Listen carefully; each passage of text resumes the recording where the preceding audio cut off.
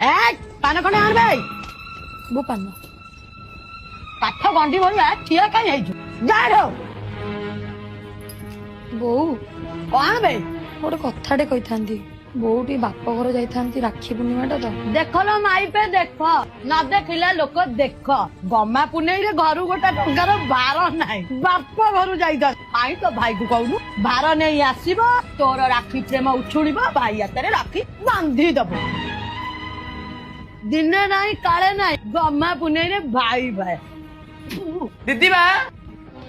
ଘରକୁ ଆ ଦିଦି ଜାଣିଛୁ ମୋ ହାତରେ ପୂଜା ପିଙ୍କି ପ୍ରଜ୍ଞା ସବୁ ରାକ୍ଷୀ ବାନ୍ଧିବା ପାଇଁ କହିଲେ ମୁଁ କହିଲି ନାଇଁ ମୋ ଦିଦି ଫାଷ୍ଟ ରାକ୍ଷୀ ବାନ୍ଧି ପାଗଳଟା ଠାକୁରଙ୍କ ଭଉଣୀ ଖୁସିରେ ଅଛି ଆରେ ମୁଁ ଚଳିବ ଥାଉ ବାପା ଭଲ ଥିଲେ ଆଉ ବୋଉ ଘରକୁ କିନ୍ତୁ ଭାରି ଯିବାକୁ ଇଚ୍ଛା ହଉଛି ମୁଁ ନେଇଯିବି ଘରକୁ କୃଷ୍ଣା ଆଇଲୁ ଆ ଥଣ୍ଡା ଦେଇଥିଲୁ ପଚାରିକି ଦେଇଥିଲୁ ଛୁଆ ଭାଇଟା ଖରାରେ ଆସିଥିଲା ତଣ୍ଟି ଶୁଖେଇ ଯାଉଛେ ବୋଉ ମତେ ଯା କହୁଛୁ ତାକୁ କିଛି କୁହନି ରାଧା ଧିଅରେ ବାଧା ପଶି ଯାଉଛି ଆଉ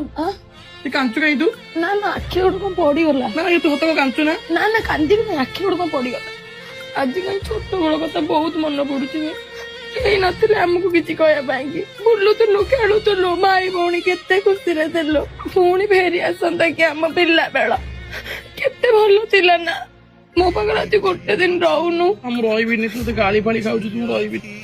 କେହି କିଛି କହିବେନି ତୁ ମୋ ପାଖରେ ଆଜି ଗୋଟେ ଦିନ ରହ ଦିଦି ଆରେ ରାକ୍ଷୀ ବାନ୍ଧୁ ମୋ ହାତରେ ମୁଁ ପଳେଇବି ତୁ ସବୁବେଳେ କହୁଥିଲୁ ନା ଦିଦି କେବେ ଶାଶୁଘର ଯିବ ତୁ ଏବେ ଖୁସି ନା ତୋ ଦିଦି ଏବେ ବହୁତ ଖୁସିରେ ଅଛି ନା ଦିଦି ନା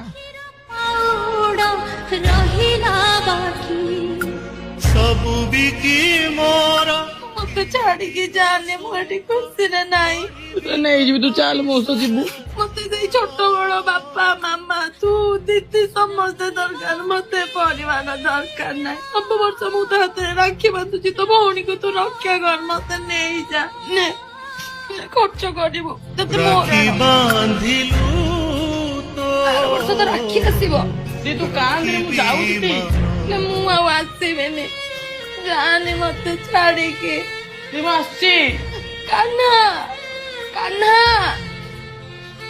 ଦଶହରାକୁ ଆସିବୁ ହଁ ମୁଁ ଆସିବି ବାପା ମାମାଙ୍କୁ ଖବର ବୁଝିବୁ ରାକ୍ଷୀ ବାନ୍ଧିଲି